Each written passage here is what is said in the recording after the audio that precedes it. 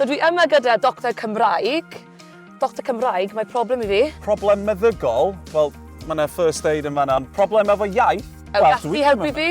Ti'n siarad Cymraeg yn ffantastig, so Diolch. ti ddim angen Doctor Cymraeg, ond dwi'n hapus i siarad efo ti, Katie. Diolch yn fawr iawn.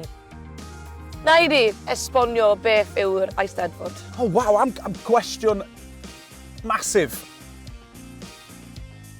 Pobl Cymru ydy'r Eisteddfod, dwi'n meddwl.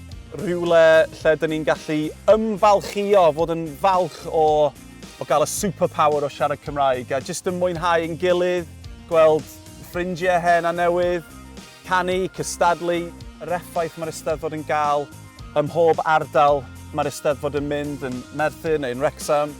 Ie, dyna Eisteddfod i fi. Hwyl a hapusrwydd a mwynhau. Perffaith. Beth sydd mor arbennig am yr oil? Dwi'n meddwl nôl i 2007 oedd o yn yr Wyddgrug Mold. Dyna tro cynta es i Eisteddfod. O'n i ddim yn siarad Cymraeg ar y pryd. O'n i'n trio dysgu Cymraeg, ond o'n i ddim yn dda iawn o gwbl. Ac dwi'n cofio mynd yna a just gweld bod y Gymraeg yn fyw. Bod na dim just cwpl o bobl sy'n siarad Cymraeg, bod na filoedd o bobl sy'n siarad Cymraeg. Ac i fod yma efo stondin fy hun, efo pobl sy'n eisiau cael selfies. Wir, mae'n anodd i esbonio, ond dwi'n ddiolchgar iawn. Trio pinsio fy hun bob bore bod hyn yn digwydd. Os oes dysgwyr ar y maes, beth dylen nhw wneud? Dod i weld Doctor Cymraeg. Na, just mwynhau. Just trio cymryd bob dim i mewn. Siarad efo loads o bobl.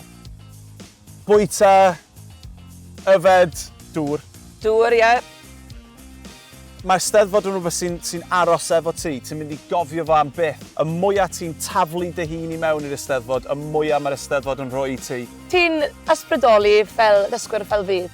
Paid rwan, dwi'n mynd i blysio. Ond os di un person yn dod ato fi a dweud bod nhw'n dysgu dipyn bach o Gymraeg neu yn mwynhau Cymraeg dipyn bach mwy, dwi'n hapus yn mynd i gysgu bob person. Diolch.